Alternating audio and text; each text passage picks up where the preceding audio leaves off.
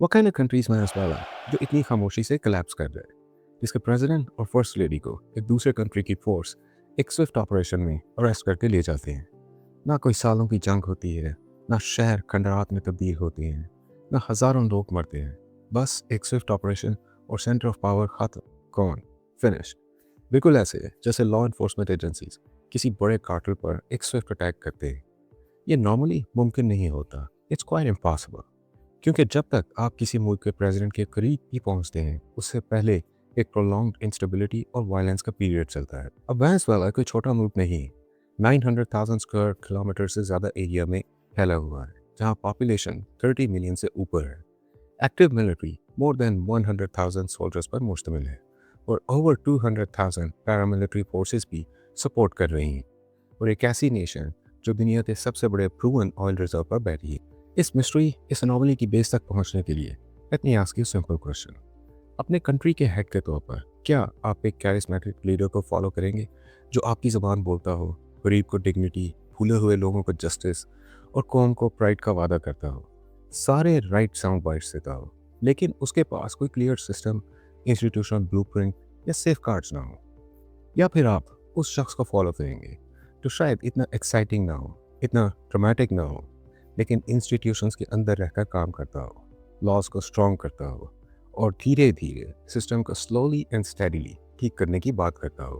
ना be honest, ज़्यादातर लोग पहली ऑप्शन चूज करेंगे और ऐसे लीडर्स को पॉपुलिस्ट लीडर कहा जाता है। और हिस्ट्री इस बात को प्रूव करती है कि पिछले 50 साल में ये पैटर्न दुनिया के कई ममालिक में रिपीट हुआ है। ऑल्दो स्लोगन्स डिफरेंट होते हैं, लेकिन इमोशंस सेम रहते हैं। Trust me, believe in me, I alone represent you. Place your unquestioned faith in me.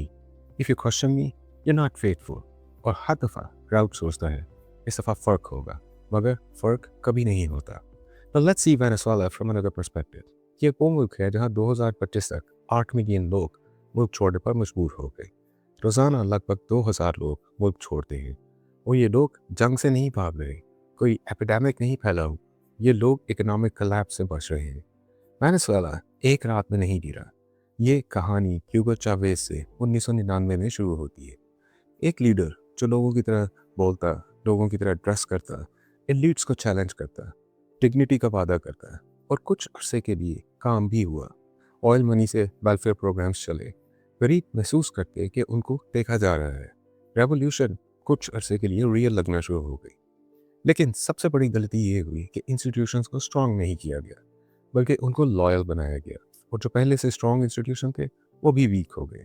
यानी सिस्टम्स को पावरफुल बनाने की बजाय उनको ओवर पावर किया गया, ओबीडियंट बनाया गया, और ओबीडियंस बहुत फ्रैजाइल होती है। और जब एक पॉपुलिस्ट लीडर अपना वक्त पूरा करता है और सिस्टम्स कमज़ोर कर चुका होता है, उसकी जगह एक और पॉपुलिस्ट लीडर आ जाता है। जब चावेज का कैंसर से इंतकाल हुआ, रेवोल्यूशन ख़त्म नहीं हुई, वो डीकम्पोज होना शुरू हो गई। नया पॉपुलिस्ट लीडर निकोलस मडुरो आ गया।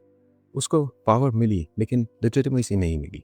सो उसने लोगों को कन्विंस करने की बजाय उसको पावर के जरिए कंट्रोल करना शुरू कर दिया, जिससे इकोनॉमिक कोलैप्स हुआ, करेंसी टूट गई, यहाँ तक कि एक ऑयल रिच मुल्क में फूड शॉर्टेज आ गया। अब जब सिस्टम्स कोलैप्स हो जाते हैं तो रूलर्स के पास दो ही ऑप्शंस होती हैं, इंस्टीट्यूशंस रीबिल्ड करना या कंट्रोल टाइट करना, और पॉपुलिज्म ज़्यादातर कंट्रोल चूज करता है।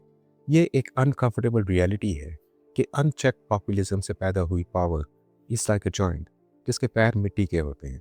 जब लॉ बाईपास होता है तो फोर्स से कंट्रोल करना पड़ता है, और फोर्स कॉम्प्रोमाइजेस मांगती है, करप्शन और कॉलोनीज के साथ। ये कॉम्प्रोमाइजेस स्लो पॉइजन होते हैं जो आहिस्ता आहिस्ता मुल्क को अंदर से तबाह कर देते हैं। Now let's talk about the elephant in the room. आप पावरफुल कंट्रीज को क्रिटिसाइज कर सकते हैं, इंटरनेशनल लॉ कोट कर सकते हैं, फायरी स्पीचेस भी दे सकते हैं, और ऐसा करने में आप बिल्कुल भी गलत नहीं होंगे। लेकिन रियलिटी ये है कि वर्ल्ड पॉलिटिक्स इंटरेस्ट पे चलती है, मोरालिटी पर नहीं। इंटरनेशनल लॉ स्ट्रॉन्ग सिस्टम्स को प्रोटेक्ट करता है, हॉलो स्टेट्स को नहीं। जब कोई पॉपुलिस्ट लीडर अपने मुल्क के इंस्टीट्यूशंस को तबाह कर देता है, सिस्टम्स को वीक कर देता है, तो वो मुल्क सिर्फ लेजिटिमेसी लूज नहीं करता, बल्कि वो अपनी सेफ्टी, अपनी प्रोटेक्शन भी लूज कर देता है। इसलिए जब एक एक्सटर्नल फोर्स इतनी आसानी से स्टेप इन करती है, तो कहानी सिर्फ ये नहीं होती कि ताकतवर मुल्क ने क्या किया। कहानी का एक दूसरा रुख भी होता है कि उस मुल्क के पॉपुलिस्ट लीडर ने उस मुल्क को पहले ही कोलैप्स कर दिया था, और जब पॉपुलिज्म फेल होता है तो एक ज़ोरदार धमाका नहीं होता, ये क्वाइटली खामोशी से फेल होता है और फिर दूसरे मुल्क आपका मुस्तकबिल डिसाइड करते हैं।